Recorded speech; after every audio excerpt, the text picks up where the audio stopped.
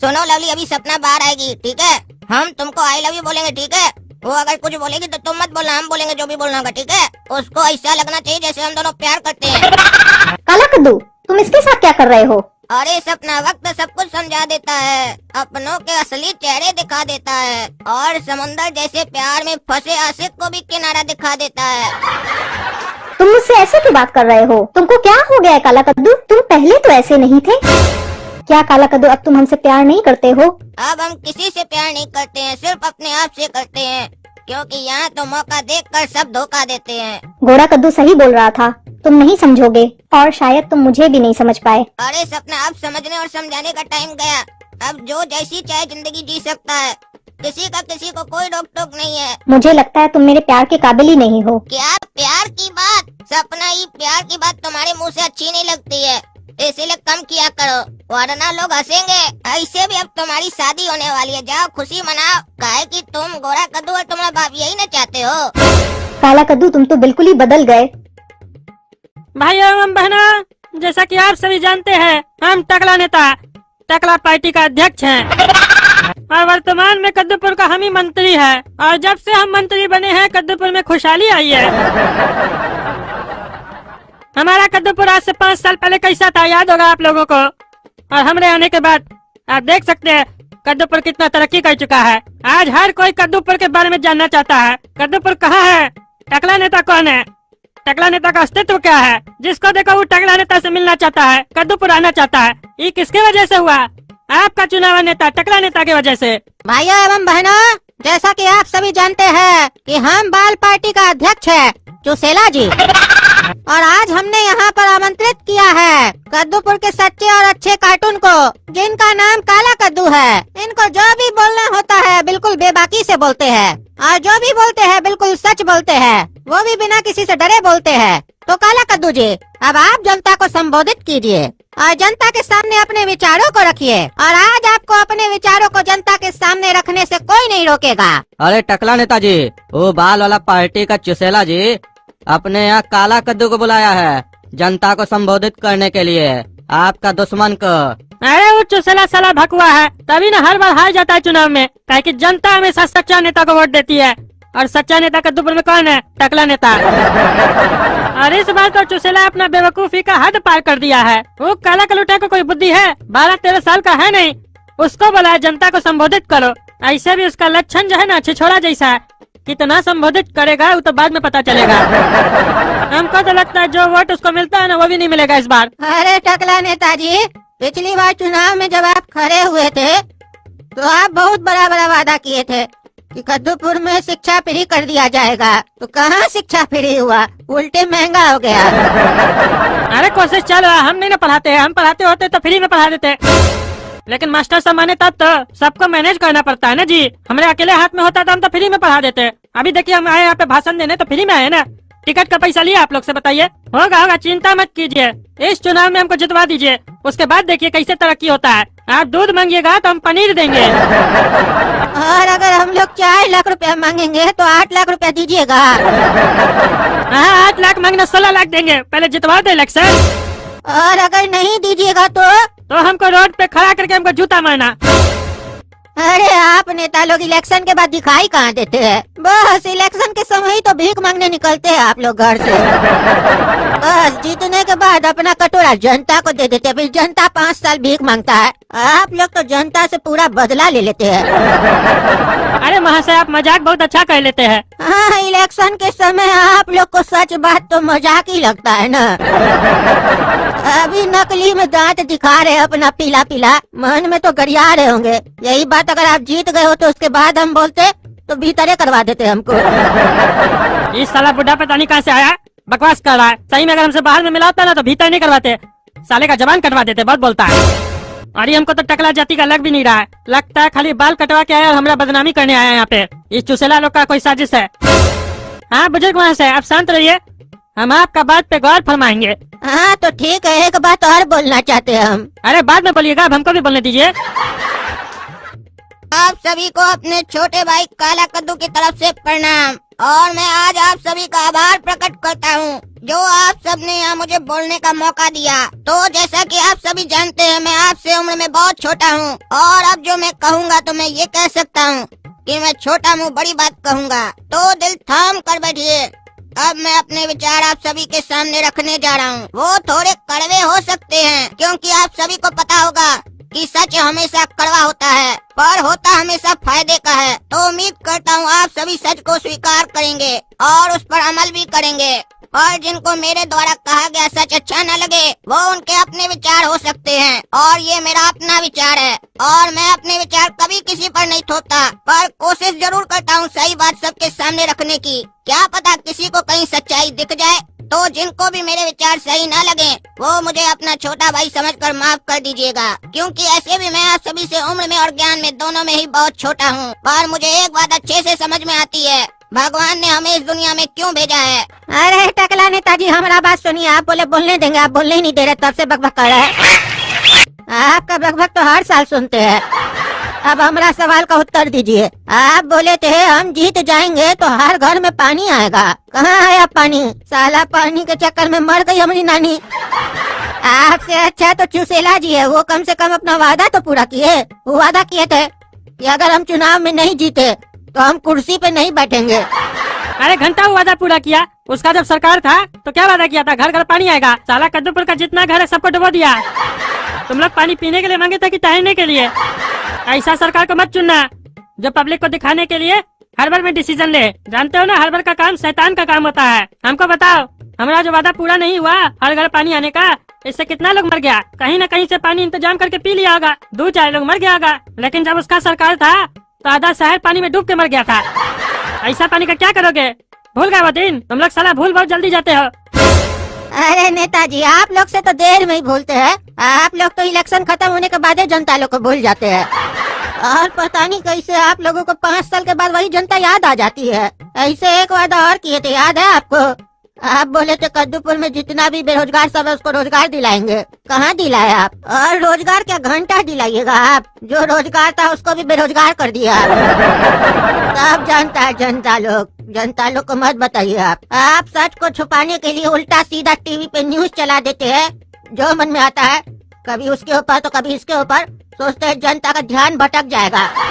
आप लोग की नजर में तो जनता गधा होता ही है, लेकिन आपको बता दे सब लोग गधा नहीं होता। कुछ गधा होता है जो आप लोग कुछ भी कहते हैं ना तो मान लेता है, कहता नहीं नहीं बहुत बढ़िया आदमी सही बोल रहा है। इतना विश्वास के साथ बोलता है ना, इतना विश्वास अपना माँ बाप के ऊपर कर ले तो कुछ बन जाए। उन लोगों से पूछिएगा कि आपका बच्चा अभी क्या कर रहा है, आपका बच्चा कैसा है। अपना बच्चा के बारे में तो सही से बता नहीं पाएगा, जिससे नहीं मिला उसके बारे में यकीन से बोलता है। अरे बहुत बोले, कम बोलो। उत्तर भी सुन लो कि बोलते ही रहोगे। उत्तर कैसे देंगे?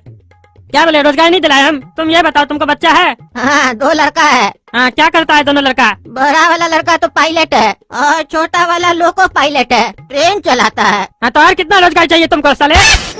अरे वो तो तुम्हारा सरकार आने से पहले से चलाता है। तुम क्या किया ये बताओ? अरे हमरा सरकार आने के बाद उसको नौकरी से नहीं निकाला। एहसान मानो हमरा, नहीं तो एहसान फरामोश लोग को रखते नहीं हम भी।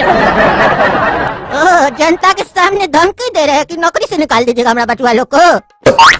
अरे अब हम लोग का पावर बढ़ चुका है, हम लोग कहीं भी धमकी दे सकते हैं, क्या कि हम लोग के साथ जनता है। और जिस गधा जनता के बारे में बोले ना, वही गधा जनता सब सपोर्ट करेगा। अब इससे ज्यादा हम क्या बोल सकते हैं? एक गधा को दूसरा ही गधा सपोर्ट करेगा। पढ़ा लिखा का क्या काम गधा लोग के बीच में? हाँ, तो ढेर पढ़ा लिखा है तो गुलामी तो गधा ही लोग का कर रहा है ना जी तुम लोग। हाँ, क्या कर सकते हैं? अब एक अक्लमंद 100 बेवकूफ के सामने क्या बोले? काहे कि बोलेगा तो बेवकूफ को समझ में कहाँ से आएगा? अरे तुम चुप रहो यार, भाषण देने दो। वादा करना हमको, बाद में भूलना भी तो है। अब तो तुम लोग इतना मतलब निडर हो गए हो, पहले ही बोल रहे हो कि वादा करके भूल जाएंगे। अरे तो तुमको बोले ना हम लोग के साथ गधा जनता है, हम लोग अब कुछ भी बोल देंगे, लोग आग बंद करके भरोसा कर लेगा। जब से हमारी टकला पार्टी की सरकार पावर में आई है, तब से हमारी पार्टी कद्दूपुर को क्या क्या दी है ये आप लोगों को बताना पड़ेगा। अरे टकला, हर बात पे तुम लोग ये सब क्या बोलता है कि हम लोग बनाए, हम लोग दिए? अपना बाबूजी का घर से दिया क्या रे? हम ही जनता लोग का पैसा से करके हम ही लोग के ऊपर एहसान गिनाता है रे? हम लोग से झोला भर के पैसा लेता है, उसमें से एक गड्डी खर्च करता है, बाकी चाप लेता है, उसके बाद दिखाता है बहुत शरीफ आदमी है। सफेद कुर्ता पहनता है, मालूम है ना, सफेद पे दाग भी बहुत जल्दी लगता है। तो सफेद पहनने के बाद उसको मेंटेन भी करना पड़ता है। अरे तो क्या बोले तुम लोग जब बोलते हो क्या क्या किया तुम्हारा पार्टी तो क्या बोले हम? अरे ऐसे बोलो कि जनता से जो कर वसूली हुआ है उसका हमारा पार्टी कहाँ कहाँ उपयोग किया है वो बताओ, और कैसे सही उपयोग किया है। 1 रुपया भी कहीं पे फिजूल का खर्चा नहीं हुआ है, ये बताओ। ये नहीं बोलो हम देंगे, चुनाव आता नहीं है बोलते हो बिजली फ्री देंगे। तुम्हारा बाप का बिजली है क्या रे? ऐसे गिनाते हो जैसे लगता है तुम लोग का बिजली, तुम लोग का पैसा, तुम लोग का सब कुछ है। अरे तुम्हारा गधा आदमी सब 24 घंटा में 22 घंटा बिजली नहीं रहता है, उसका गम नहीं मनाता है, उसके लिए नहीं बोलता है। तुम 2 घंटा बिजली दे देते हो तो नाचने लगता है कि बढ़िया सरकार है। तुम लोग जो रोड वगैरह बनाते हो हम नहीं देखे है कैसे बनता है। सस्ता सस्ता सीमेंट, सस्ता ईट सब यूज करते हो, सरिया है। हमरा तो बस चले तो ईटा उठा के मारे तुम लोग को, लेकिन क्या कर सकते हैं हम बुजुर्ग आदमी। ज्यादा बोलेंगे तो तुम्हारा गधा लोग हमारे ही पीछे दौड़ेगा। पहले साला आदमी लोग कुत्ता पालता था, आजकल आदमी लोग गधा पाल रहा है। काहे कि कुत्ता तो फिर भी होशियार होता है ना, समझ जाता है। गधा को थोड़ी ना कोई बुद्धि होता है। समय के साथ सब बदल जाता है। और जो गधा होता है ना वो अपने आप को ढेर चालाक समझता है। वो बोलता है हमको तो सब पता है, सब पता है। उस साले को ये पता ही नहीं कि उस साला गधा है। और तुम लोग जैसा लोग उस लोग को और गधा बना रहा है। अरे तो साला सब यहाँ पे गधा है तो तुम यहाँ पे क्या करा रहे हैं? भाग यहाँ से, नहीं बोल रहे बुढ़ा तो तब से देख रहे दिमाग खराब करा हमरा। नहीं, हम देखना चाह रहे हैं कि तुम में टैलेंट है इस लोग को गधा बनाने का कि ये लोग पैदाइशी गधा है। काहे कि तुम इतना देर से हमको भी गधा बनाने का कोशिश कर रहे हो लेकिन हम तो नहीं बने। इसका मतलब ये लोग पैदाइशी गधा है। और तुम साला बुढ़ा गधा का बच्चा है।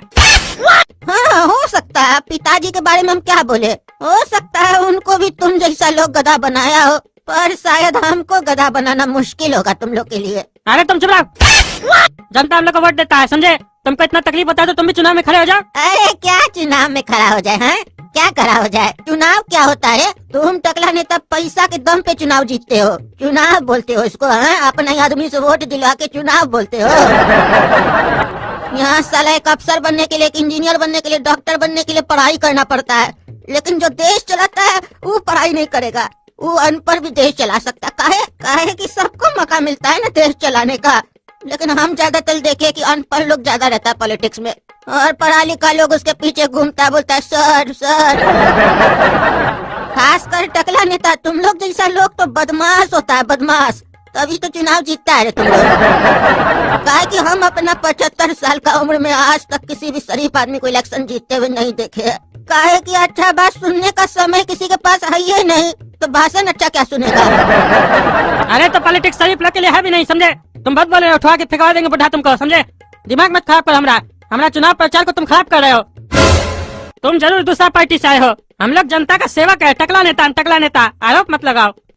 देखे तुम लोग जैसा सेवक जीत जाते हो तो तुम लोग का मालिक लोग रोड पे खड़ा होकर तुम लोग को प्रणाम करता है, और तुम लोग उस लोग की तरफ देखते भी नहीं। और तुम लोग तो कैसा नौकर है हमको समझ में नहीं आता है। कहीं से गुजरते हो तो भाई साहब मालिक रुक जाता है, और तुम लोग का जाने का इंतजार करता है, और तुम लोग के जाने के बाद ही अपना गाड़ी बढ़ाता है। कमाल का नौकर हो तुम लोग भाई। अरे वो लोग हम लोग का सम्मान नहीं करता है, हम लोग को जो पावर मिलता है उसका सम्मान करता है। जो पावर वो लोग खुद देता है हम लोग को। अच्छा, ये बात तुम यकीन से कह सकते हो कि वो लोग तुम लोग का दिल से सम्मान करता है कि जबरदस्ती रोड ब्लॉक करके करवाते हो। और तो और अजीब नौकर हो तुम लोग भाई। मालिक साला खटारा साइकिल या स्कूटर पे चलता है, और तुम लोग नौकर हो के बढ़िया बढ़िया गाड़ी में घूमते हो बॉडीगार्ड के साथ। कमाल का नौकर हो। मालिक के पास 500 रुपया का शर्ट खरीदने का पैसा नहीं होता है, और तुम लोग का न्यूज में आता है तुम लोग हजारों लाखों का कपड़ा पहनते हो। नौकर जो हो भाई, नौकर को तो पैसा मिलता है ना मालिक लोग से। अरे ये बुढ़ा को रोकना पड़ेगा, ये तो सब गधा लोग को घोड़ा बनाने के चक्कर में है। अगर सब घोड़ा बन गया तो भाग जाएगा यहाँ से, फिर हम लोग गधा की तरह घूमते रहेंगे। अरे बाबू सुनो, इस बुढ़ा को उठा के फेंक दो बाहर। क्या जी क्या बोल रहे हो टकला कि इसको बाहर फेंक दो? सच बर्दाश्त नहीं हो रहा होगा। चिंता मत करो, तुमको इतना कष्ट करने का जरूरत नहीं है, हम अपने ही चले जाएंगे। बस हमरा एक सवाल का जवाब दे दो, फिर उसके बाद तुमको जिसको गधा बनाना है बनाओ। ये बताओ, कद्दूपुर में जो मैक्सिमम टैक्स मिलता है वो कौन भरता है? अरे बड़ा बड़ा बिजनेसमैन लोग भरता है, कॉर्पोरेट। कद्दूपुर में सिर्फ बड़ा बिजनेसमैन लोग टैक्स भरता है, मध्यम वर्ग का बिजनेसमैन लोग टैक्स नहीं भरता है? हाँ वो लोग भी भरता है। तो बड़ा लोग का बात छोड़ो, उस लोग को जो बेनिफिट तुम लोग को देना होता है वो तो देते ही हो, काहे कि वहाँ से कुछ लेते भी हो। तो जो मध्यम वर्ग का बिजनेसमैन लोग रहता है वो लोग व्यापार अपना पूंजी से स्टार्ट करता है, तुम लोग तो कोई हेल्प नहीं करते हो।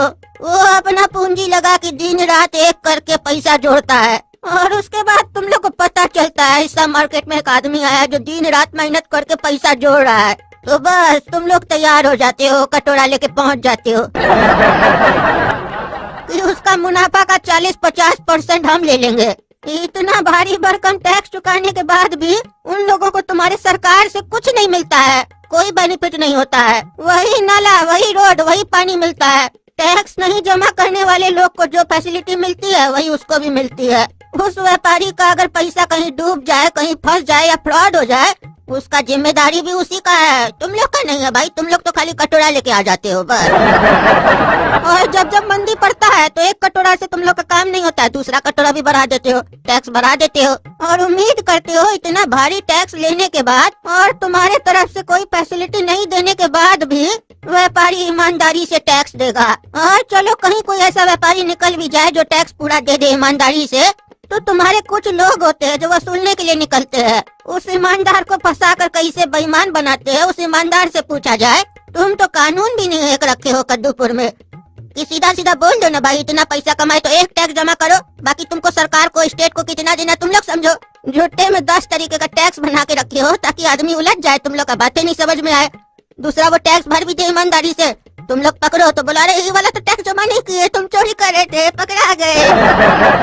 अब उस बेचारा को पता ही कहाँ था, वो 5 लाख रुपया टैक्स जमा कर दिया, 2000 के लिए चोरी करता है। तुम लोग तो अपना गेम खेलते हो, काहे कि तुम लोग अपने पास एक पत्ता रखते हो हमेशा कि जब टैक्स ज्यादा वसूलना हो या परेशान करना हो तो काम आएगा हुकुम का इक्का ना। चोरी पकड़ा गया, तुम डर लग रहा होगा हमसे। क्यों टकला? कद्दूपुर का जनता देखो देख रहा है, तुमको कुछ नहीं बोल रहा है। हम तुमको वोट नहीं देंगे, तुम जाओ जो करना करो। और तुम क्या उत्तर देगा? तुम्हारा तो चेहरा चोर जैसा हो गया, तुमको डर लग रहा है अंदर से। हम उत्तर का जरूरत नहीं है, तुम्हारा तो चेहरा ही बता रहा है। तुम साला चोर बेईमान टकला भाग। अरे साला तुम्हारा वोट का जरूरत नहीं हमको। रे पागल, तुमको बोले ना उठा के फेंको, इसको ढको, फेंको, टांग तोड़ देना इसका। बेसी बोल रहा है, दिमाग चलाता है। हम लोग को दिमाग वाला लोग का जरूरत नहीं है, जिसके पास नहीं दिमाग है हम लोग वही चाहते हैं।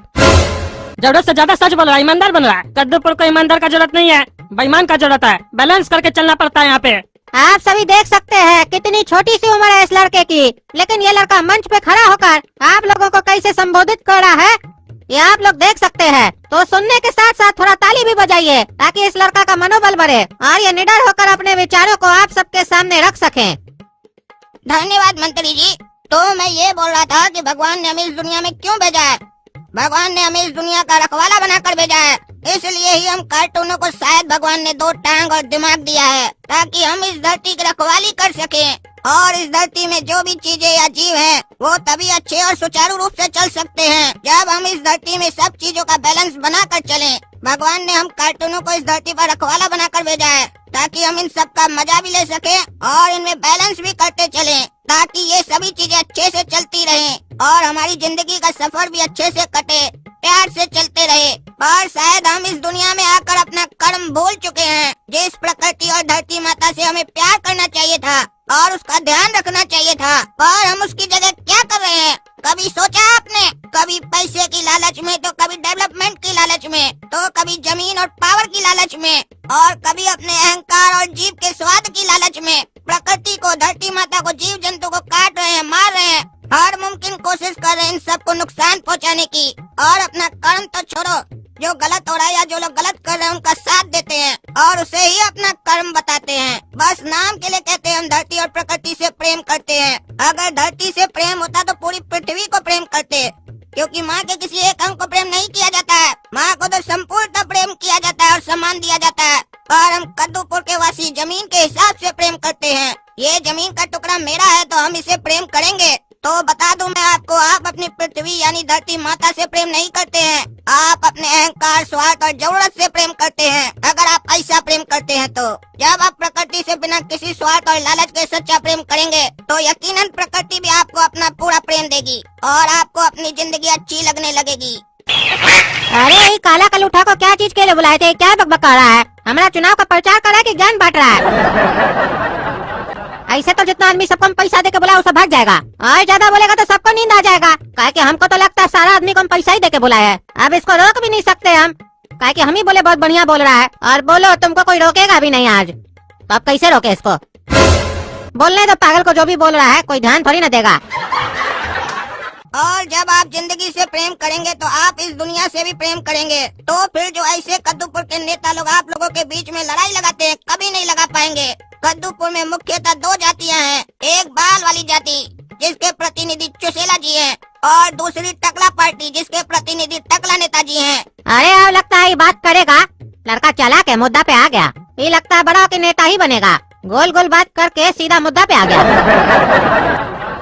और यहाँ जितने लोग बैठे हैं सब बाल वाले आए हैं, और शायद टकला नेता के पास सब टकले ही गए होंगे। तो मैं यही जानना चाहता हूँ, आप लोग कब तक ऐसे ही जाति के नाम पर बंटते रहेंगे और जाति के आधार पर बिना गलत सही समझे वोट देते रहेंगे? आपस में लड़ना बंद कीजिए, वरना इतिहास गवाह है आप जब तक लड़ेंगे लड़ने वाले मजा करेंगे, और आप उनके इशारों की कठपुतली बनकर गुलामों की तरह जीते रहेंगे। क्योंकि जब तक आप लड़ना बंद नहीं करेंगे तब तक आप किसी न किसी के गुलाम ही रहेंगे। आप पर हुकूमत करने वाले लोग बदलेंगे, तरीके बदलेंगे, और आप गुलाम ही रहेंगे। आपको लड़ाने वाले तो चाहते ही है कि आप लड़ते रहें, और आपको ये देखना है कि सामने वाले की मंशा क्या है और क्या आप लड़ाई चाहते हैं। क्योंकि आग पानी में नहीं पेट्रोल में लगाई जाती है। तो अपनी विचारधाराओं को पानी की तरह स्वच्छ और निर्मल बनाएं, ताकि जो भी उसमें आग लगाना चाहे उसे बहुत मेहनत करनी पड़े। क्योंकि अगर विचारधाराएं पेट्रोल जैसी होंगी तो एक चिंगारी काफी आग लगाने के लिए। अरे ये काला कलूठा हमारा प्रचार तो कम कर रहा है, ये तो उल्टा लग रहा है हम सब नेता के खिलाफ सबको भड़का रहा है। हमको तो लगता है गलती कर दी है इस साले को बुला के। हमको लगा ये टकला नेता का दुश्मन है तो उसके बारे में कुछ बोलेगा, उसका बुराई करेगा। ये साला तो यहाँ पे आके ज्ञान बांट रहा है और सबका बुराई कर रहा है, तो ऐसे हमको वोट कौन देगा? टकला नेता तो खुश हो जाएगा। अगर आपको लड़ना ही है तो अपने अंदर के गलत विचारों से लड़िए, तो शायद बिना कुछ खोकर भी आप ज्यादा से ज्यादा पा सकेंगे और सही चीजें साफ साफ दिखाई देने लगेंगी। कब तक आप जाति के नाम पर लड़ते रहेंगे और इन जैसे दोगलों को वोट देते रहेंगे?